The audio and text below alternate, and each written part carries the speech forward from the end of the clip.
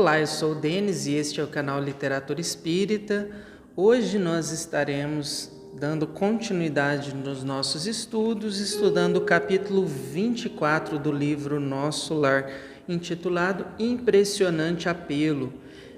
E o interessante,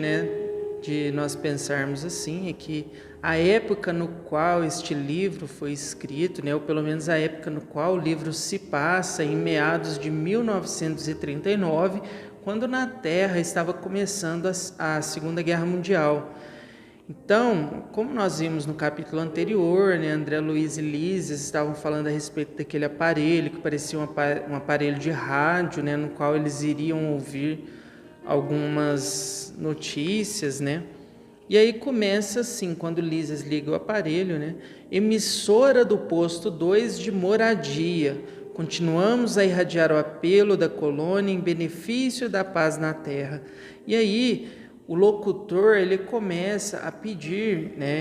socorro para as colônias espirituais em geral, não só para nosso lar, a respeito do grande problema pelo qual todas elas passariam em breve, que seria enfrentar não só os desencarnes em massa que viriam na Segunda Guerra Mundial, mas também toda a questão vibratória do planeta, Porque vamos tentar imaginar como ficou a situação do nosso planeta, que em dias normais, em tempos comuns, já não é tão boa, por conta do nosso pensamento mais arraigado à matéria, as questões do egoísmo, as questões do orgulho. Imagina durante uma guerra, de proporções mundiais, uma guerra assim que não foi muito tempo, A Primeira Guerra Mundial, que foi de 1914 a 1918, quer dizer, tinham se passado pouco mais de 2 décadas, dessa guerra que arrasou o mundo. E aí já estava começando uma segunda guerra. Então, a situação vibratória do planeta ficou muito complicada. Os espíritos, os encarnados com medo, alguns com medo, inseguros com o que iria acontecer, outros tantos, alimentando o sentimento de ódio, o sentimento de vingança, de destruir as outras nações, destruir o inimigo. Então, com essas vibrações materiais mais densas, também os espíritos umbralinos tiveram mais acesso ainda ao planeta, aos seres humanos, tiveram mais condições de influenciar, e os espíritos de luz menos influência, porque todo mundo nessa vibração de medo e de ódio, então a chance de um espírito de luz conseguir influenciar para o bem era bem menor do que em condições comuns. Então, assim, foi um período extremamente difícil, e esse locutor, que estava fazendo esse apelo, ele falava realmente num tom de SOS mesmo, num tom de necessidade extrema, para que todos estivessem muito bem preparados, porque viriam tempos difíceis também no mundo espiritual, para atender a tantos espíritos desencarnando em todas as condições de sofrimento, Além da guerra, ainda tinha questões de doenças, todas as outras questões kármicas comuns. Mas aí o que Lísias explica para André Luiz também, André Luiz fala assim, nossa, mas será que não há nada que nós possamos fazer? Não há nada que o mundo espiritual possa fazer a respeito para evitar a guerra? Aí Lísias explica que, na verdade, não, Era necessário que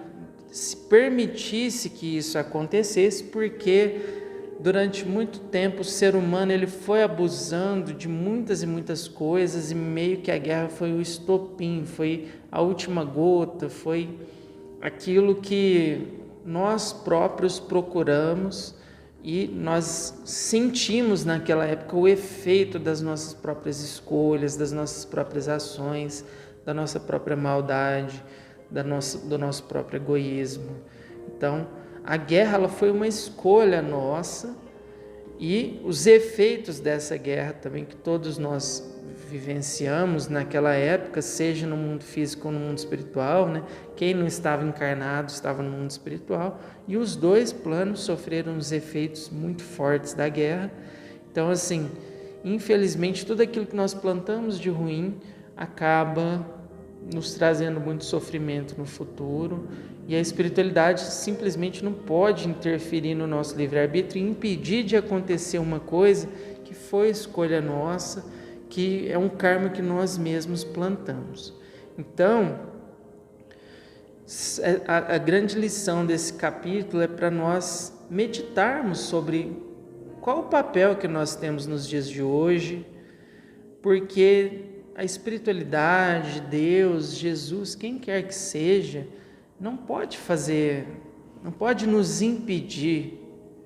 de sofrer os efeitos dos nossos próprios erros, das nossas próprias escolhas. Então, nós precisamos de cultivar o nosso pensamento no bem, nós precisamos disciplinar os nossos sentimentos, as nossas emoções, procurar agir de conforme com aquilo que nós estudamos, porque mesmo que as coisas aconteçam, mesmo que a gente se vê diante de uma guerra, de uma catástrofe, de